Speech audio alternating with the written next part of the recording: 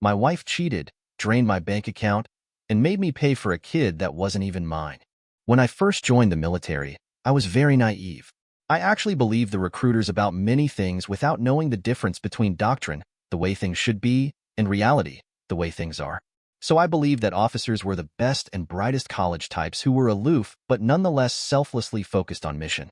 I also believed that non-commissioned officers were the most competent and capable soldiers who were promoted simply based on being the best that they could be. And finally, us soldiers could find family among our fellow soldiers who enlisted to support and defend the U.S. Constitution against all enemies, foreign and domestic. I discovered in my first year that with few exceptions, none of these stereotypes were true. I had gotten married to my high school sweetheart who was a couple years younger than me, and I was anxious to prove myself as a soldier and a man. I was willing to volunteer for overseas assignments, war, and the toughest assignments. Having come from an impoverished background, the military was the best vehicle out of the ghetto and into the middle class. The sales pitch was if I took care of defending the United States, then the Army would take care of me and my family. That did not work out very well for me and my 19-year-old bride. By the way, all names have been changed. My initial military training included boot camp, airborne qualification, and ranger training. I checked a lot of blocks and was an official badass according to the U.S. Army.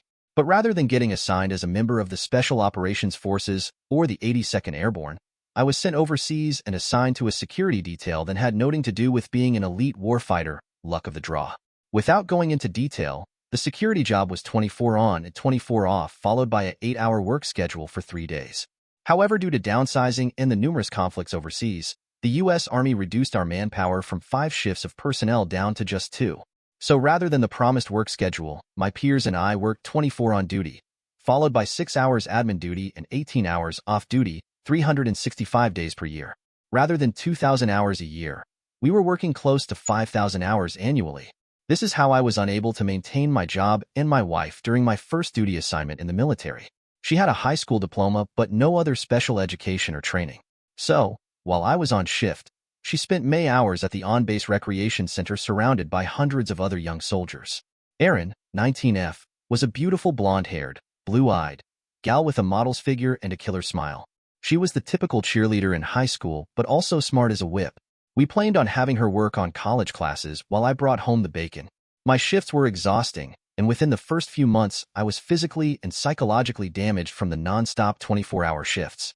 By the time I got home, all I wanted was a hot meal and sleep. As newlyweds, we did have sex, generally 3 times a week, but I was so exhausted, I would often immediately sleep right after.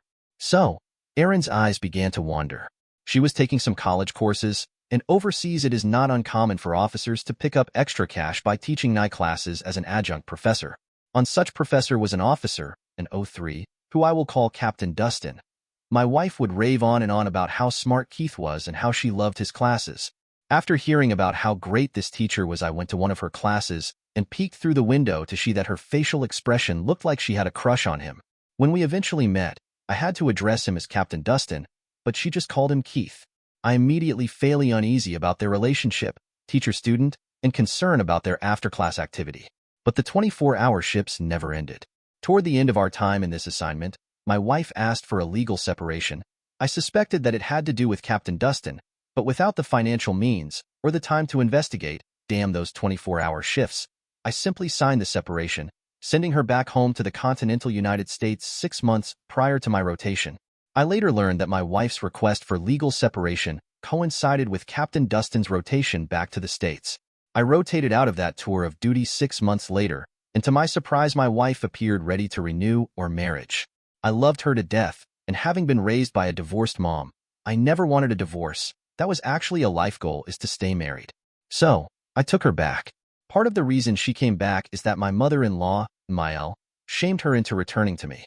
So we had a new duty station and 8-hour days. I had gotten a few promotions, and by now we had enough disposable income to enjoy restaurants and date nights. One day, I came home early and heard the phone ring just as I walked in the house. This was prior to widespread use of cell phones, so we had a phone in the kitchen and one in the bedroom upstairs. My wife and I picked up the phone and she said, "Hello, Keith." I was on the kitchen extension and immediately covered the receiver so she did not know that I was listening. I had always suspected she cheated on me with Captain Dustin, and now I learned firsthand the extent of her betrayal, starting with, "Can we talk?" and "I miss you." and some very spicy details about their year-long affair. Dustin had literally followed us to the new duty station. I did not have a recorder. If I had, maybe the evidence would have helped. But my wife closed the conversation with, "I love you," and she hung up the phone. I was crushed. Not one to hesitate, I confronted her immediately. "How long?" After a lot of tears, she admitted to sleeping with him when she was his student, the old teacher, student fantasy, and then renewing their affair after I came back to the USA. Why Dustin? She came up with a myriad of reasons. I was just a soldier making meager wages. He was a captain and had flight pay, which means I was in the bottom tier and he had a lot of money to burn. So, she said he could take her to restaurants, motels, and buy her gifts, whereas a junior guy I could barely cover rent and utilities. She was tired of being poor. As a typical guy, I wondered if he was better in bed, or bigger, or more exciting.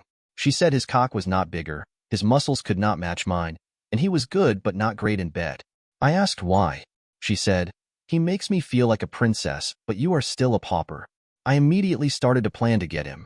However, it would have to be a seamless operation. After all, a physical attack on a senior officer by a junior soldier would be punished by a courts-martial with possible jail time or worse. But I could not stand by and allow this 28-year-old creep to continue screwing my then 21-year-old wife.